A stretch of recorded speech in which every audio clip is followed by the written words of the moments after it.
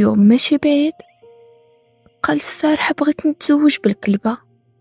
قال ليه السارح شنو كتقول وليدي، هادي عمرها ما كانت.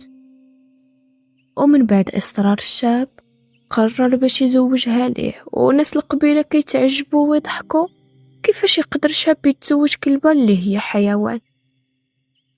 العائلة ما فرطاتش وعملت ليه عرس كيف ما جميع الناس.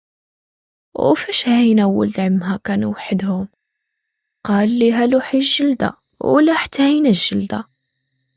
في الصباح مول الدار قال للخادم باش تمشي تشوف سيدها كيف صبح لا تكون كلاتو الكلبة.